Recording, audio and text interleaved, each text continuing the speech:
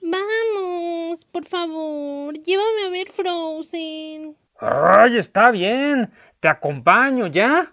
¡Cinépolis! ¡La capital del cine! Creo que me gustaba más la intro de los 90. ¡Órale! Jack Frost, pero en mujer. Y ahora los padres fallecen. Pues ¿qué carajos tendrá Disney con los huérfanos? Y ahora la mayor se convierte en reina. Pues ¿quién gobernaba durante todo este tiempo? La hermana menor entonces conoce a un príncipe extranjero y se enamora de él. Y, para variar, se quiere casar. Sí, típica chica de cuentos de hadas. La de los poderes de hielo pierde el control y congela todo el reino. ¡Uf! ¡Qué bueno que no tenía poderes de fuego, porque si no, nos quedamos sin historia! La hermana menor va en busca de su hermana mayor y le cede todo el control del reino al príncipe extranjero que recién conoció. No sé por qué, pero me gusta la canción de este tipo. El príncipe resulta ser malo y ahora captura a las dos princesas. Vaya, no me lo esperaba.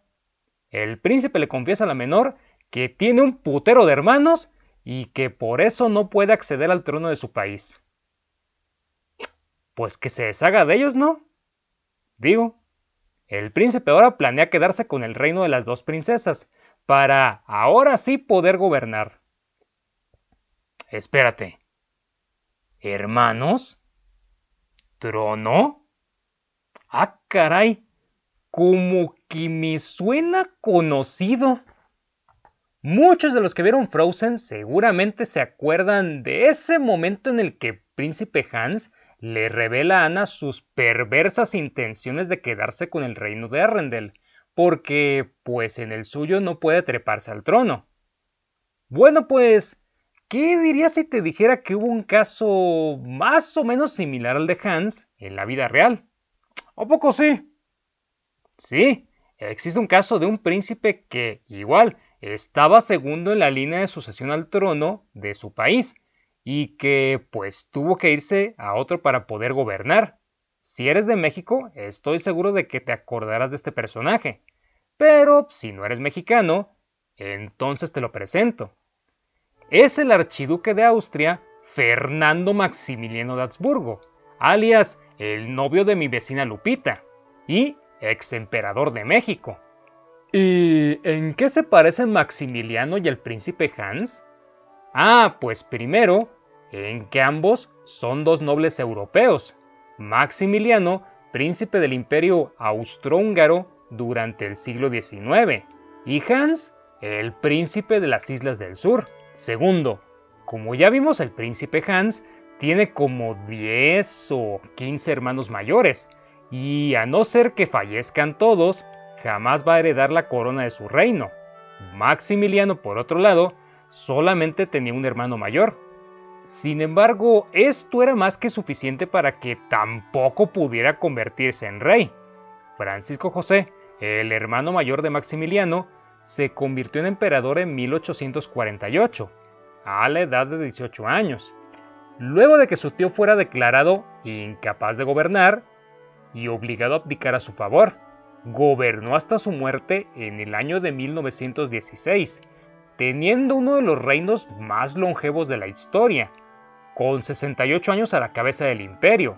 Maximiliano, pues, no se convirtió en emperador, pero su hermano le dio algunos cargos de importancia dentro del imperio, como oficial de la Marina austriaca o gobernador de la provincia de Lombardía, al norte de la actual Italia. Sin embargo, no le fue muy bien como gobernador, por lo que su hermano lo removió del puesto en 1859. Ah, cabrón, ¿y por qué no le fue bien? ¿Que el tipo era flojo, corrupto o qué? ¿Liberal? ¿Cómo que liberal? Sí, mira, En aquel tiempo el Imperio Austriaco ocupaba el norte de la península itálica, y los italianos veían con resentimiento la ocupación de esa región, razón por la cual se necesitaba de un gobernante que tuviera mano dura para mantenerlos aplacados y que no hubiera una rebelión. Francisco José era de esos. No obstante, su hermano Maximiliano era todo lo contrario, debido a sus ideas liberales. Aparte, el tipo era un soñador empedernido, razón por la cual, cuando llegó a Italia, intentó flexibilizar las leyes austriacas, ello con el fin de ganarse a los habitantes de Lombardía. Pero esto relajó bastante la disciplina en aquel frente, comprometiendo la estabilidad de la provincia, y Francisco José decidió quitar a Maximiliano del cargo. Pero pues a pesar de esto, a Maximiliano no le iba tan mal después de todo, ya que un par de años antes se había casado con la princesa Carlota Amalia, quien, aparte de no ser fea, era hija del rey Leopoldo de Bélgica. No obstante, esto tampoco le permitía acceder al trono de dicho país, por lo que... si al final le iba mal. La tercera coincidencia es que el príncipe Hans fraguó un plan para poder apoderarse del reino de Arrendel, primero intentando enamorar a Elsa y después intentando enamorar a Ana, quien estaba tan necesitada de amor como para sospechar de las intenciones de Hans. Maximiliano, a su vez, también vio la oportunidad de gobernar en un país ajeno, pero no en uno europeo, sino en México. Aunque bueno, a diferencia de Hans, la idea de gobernar México no fue de él, sino de un señor llamado Napoleón III, quien era sobrino del mismísimo Napoleón Bonaparte, y que a su vez era emperador de Francia en aquel entonces. Napoleón III quería establecer una monarquía estable en México y eventualmente convertía a las demás repúblicas de América en monarquías similares. ¡Ah, cabrón! ¿Y por qué? Bueno, pues en gran medida porque los miembros del Partido Conservador Mexicano se lo pidieron. Años antes se había llevado a cabo en México la Guerra de Reforma, la cual enfrentó a liberales contra conservadores.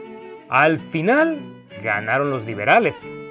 Sin embargo, los conservadores no se dieron por vencidos y buscaron el apoyo de las potencias europeas para poder reactivar la lucha.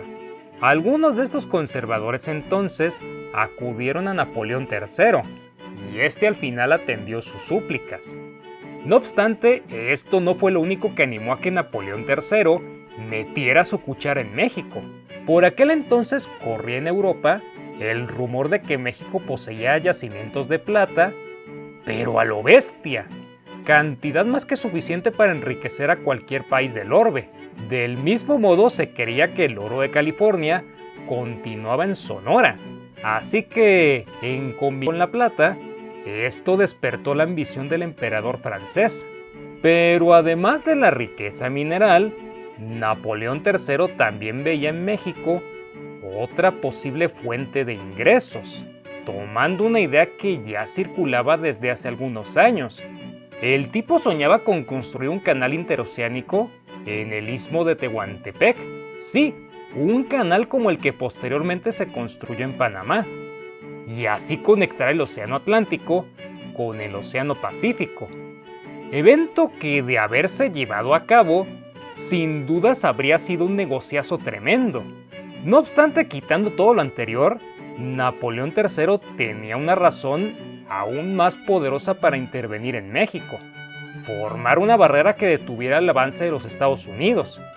Recordemos que en el siglo XIX, los Estados Unidos fueron extendiéndose territorialmente, llegando incluso a alcanzar el Océano Pacífico, lo cual preocupó a las monarquías europeas, que creían que eventualmente todo el continente americano estaría bajo el dominio estadounidense, lo cual lo convertiría en una superpotencia que básicamente dominaría el mundo. Napoleón entonces quiso prevenir esto, frenando a Estados Unidos desde México, Pero no creas que Napoleón invadió así nada más México. No. Lo que hizo el tipo más listo fue utilizar como pretexto las deudas que el gobierno mexicano tenía no solo con Francia, sino también con la Inglaterra y con España.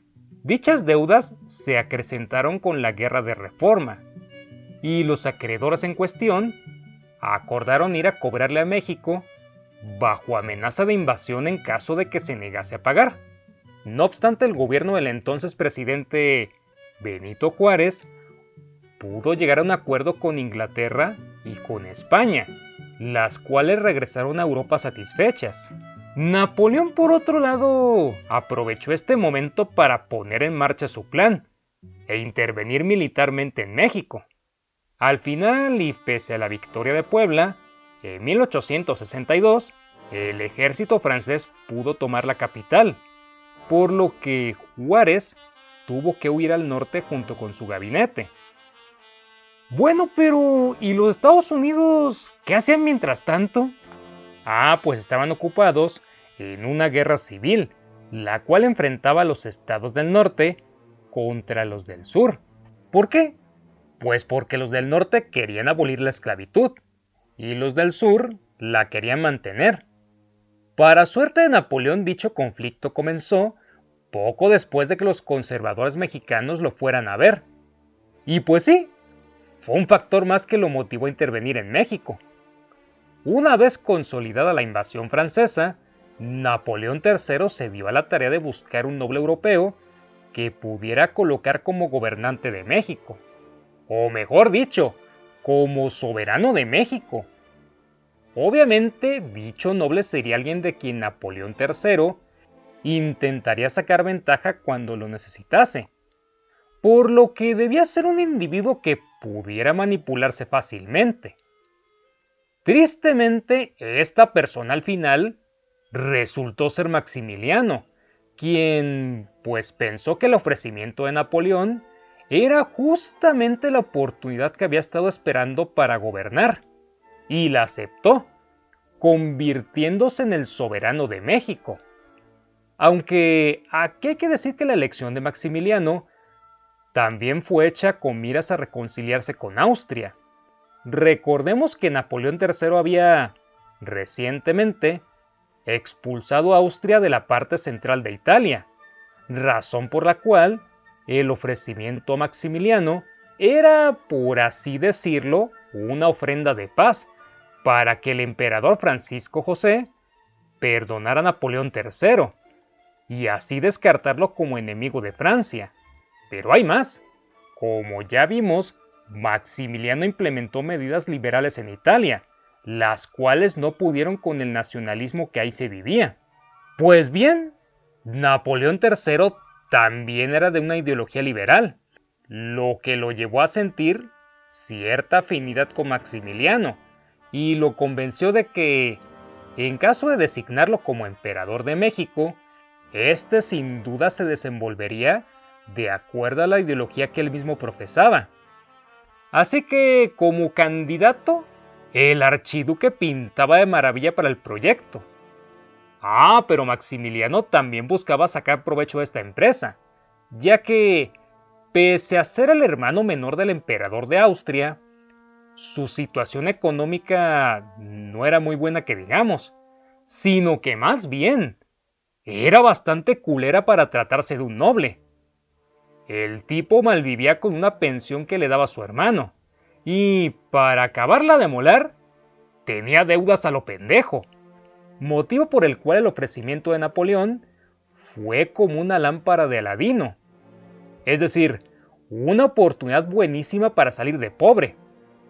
Y el tipo pues la tomó, ignorando que esta eventualmente lo llevaría a la tumba. Posteriormente Maximiliano y Carlota zarparon hacia México a bordo de la fragata Novara, aunque no sin antes recibir una comitiva de conservadores mexicanos que lo reconocieron como emperador y emperatriz de México. En su trayecto Maximiliano y Carlota hicieron una parada en la ciudad de Roma para entrevistarse con el mismísimo Papa, que en aquel entonces era Pío IX.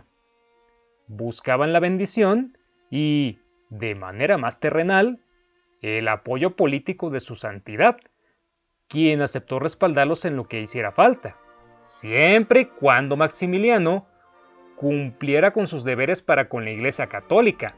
Primero la Iglesia y después el país, dijo el pontífice. Sin embargo, ahí delante de su santidad, el cabrón de Maximiliano respondió: no, primero mi país, o se hace México, y luego la Iglesia. Y esta contestación a la post le costaría a Maximiliano tener el apoyo, ya no digamos de la Santa Sede, sino de todo el clero en general, por lo cual, pues un recurso menos para el imperio. Más tarde, el 28 de mayo de 1864, Maximiliano y Carlota arribaron al puerto de Veracruz. De ahí se trasladaron a la Ciudad de México, al castillo de Chapultepec, donde Maximiliano se dispuso a hacerse cargo de su imperio. Y así lo hizo, aunque no de la manera que se esperaba, ya que, como vimos, Maximiliano era un liberal, y en respuesta a esa corriente, implementó las leyes de reforma promulgadas por Juárez, lo cual llegó a enemistarlo con los conservadores mexicanos, así como con el clero mexicano, que para ese momento todavía no sabía de la reunión con el Papa. No, si no, imagínate. Pero si nosotros hasta te fuimos a buscar a tu castillo en Europa. Tú eras nuestro elegido. Debías de destruir a los liberales, no unirte a su fuerza. Ibas a darle poder a la Iglesia, no a dejarla en la incapacidad. Yo te quería, Maximiliano. Yo te quería. Además de esto, otra cosa que resaltó en el gobierno de Maximiliano fue su apoyo a los indígenas, a los cuales, pues, si hay que decirlo, ayudó más que cualquier gobierno mexicano después de la independencia. Y una cosa más, con todo y todo, Maximiliano realmente le dudó en aventarse el imperio en México. Sin embargo, Carlota, su esposa, lo convenció de que aceptara, señalándole todas las ventajas que el proyecto representaba para él, pero también para ella, pues como hija de reyes, Carlota había sido criada para gobernar, vocación que, dicho sea de paso, esperaba también cumplir en México. Y la cuarta y última coincidencia es que ni Hans ni Maximiliano pudieron llevar a cabo su cometido. Hans, pues porque pertenece a una película de Disney, y en estas los villanos pues siempre pierden. Bueno, a menos de que seas el cochero de Pinocho, pero fuera de ahí siempre pierden. Maximiliano, por otro lado, fue más por una combinación de sucesos desafortunados que echaron por tierra el proyecto del imperio. Por ejemplo, la conquista de México al final no fue tan fácil como se pensaba, ya que si bien el ejército francés mantenía orden a donde quiera que iba, esto solo duraba mientras se encontraba ahí, ya que apenas se marchaba hacia otro lado, la lucha renacía, lo cual se tradujo en que jamás se pudo tener pleno control sobre el país, y esta situación resultó ser bastante costosa para las arcas de Francia y para Napoleón, quien comenzó a decepcionarse del negocio que había emprendido. Aunque bueno, pues con todo y el gasto, quizás habría podido continuar con el proyecto del imperio, de no ser por dos insignificantes detalles. Número 1, la Guerra de Secesión estadounidense terminó en 1865 con la victoria de los estados del norte, quienes a la mañana siguiente le dijeron a Napoleón que tenía que sacar a sus fuerzas de México sí o sí. Número 2. En Europa el reino de Prusia se convirtió en un monstruo militar casi de la noche a la mañana, amenazando a las demás naciones, entre ellas Francia. Napoleón entonces mandó traer al ejército francés de regreso a Europa, y pues literalmente dejó a Maximiliano abandonado a su suerte, contando solo con el apoyo de los pocos conservadores que aún lo seguían. Carlota, la esposa de Maximiliano, vio que este era el final del imperio de su marido, por lo que fue hasta Europa a pedirle a Napoleón que continuase apoyando el imperio en México. Sin embargo, este se negó, y Carlota entonces comenzó a tener episodios de ansiedad, que gradualmente fueron aumentando hasta convertirse en locura. Y esta locura la mantuvo Carlota por el resto de sus días, que fueron muchos, ya que murió más de medio siglo después. Pero, ¿por qué se volvió loca? Bueno, pues porque Carlota realmente ya había manifestado algunos episodios de locura durante su niñez y juventud. A los 8 años se la pasaba jugando frente a la tumba de su madre, cosa que a ella le parecía lo más normal del mundo, lo cual significaba que Carlota jamás estuvo cuerda, siempre tuvo una aflicción mental que desafortunadamente se acrecentó cuando fracasó el proyecto de México. Carlota había sido educada para gobernar, era uno de sus objetivos de vida, y por lo mismo, el ya no poder realizarlo, la frustró hasta un punto tal que terminó por pasarle lo que a Joaquín Phoenix en la película del Joker. Aunado a ello, existe la hipótesis de que al final descubrió que Maximiliano, el amor de su vida, jamás la había amado como ella pensaba, y que éste únicamente la había desposado por puro interés, cosa que sí es cierta. No obstante que Carlota se hubiese enterado o no, eso es algo que a nosotros no nos consta. Por eso digo que se trata de una hipótesis. Y mientras que Carlota se sumergía en la locura, Maximiliano vio cómo Juárez y el ejército liberal iban recuperando el control del país, cosa que para nada les costó, pues el emperador ya no contaba con el respaldo del ejército francés, y al final Maximiliano fue capturado, juzgado y sentenciado a muerte, sentencia que posteriormente se cumpliría el 19 de junio de 1867 en el Cerro de las Campanas, en Querétaro. Ahí Maximiliano fue fusilado junto con los generales conservadores Miramón y Mejía, lugar en el que actualmente se alza una capilla que fue ordenada y construida de manera extraoficial a finales del siglo XIX, durante la administración de Porfirio Díaz. Y este fue el final de Maximiliano, el Hans de la vida real, quien buscó un reino hasta que lo encontró, y fue desvivido por este. Sin embargo, a diferencia del video original, aquí quiero cerrar con un detalle que es poco conocido, pero muy determinante en el destino de Maximiliano. En 1865, buscando debilitar a sus adversarios, los liberales, el emperador Maximiliano promulgó la espantosa ley del 3 de octubre, por la cual este condenaba a muerte a todo aquel hombre, mujer o niño que ayudase en alguna manera al bando liberal, o que tan siquiera fuese sospechoso de haberlo hecho. En consecuencia, muchos mexicanos inocentes fueron eliminados, tan solo por haberles dado medio bolillo a unos liberales que pasaban y tenían hambre. Si te gusta mi trabajo, por favor, suscríbete, activa las notificaciones y comparte el video con tus amigos. Eso es algo que me ayudaría bastante. Mi nombre es Ajay López y te deseo un día histórico.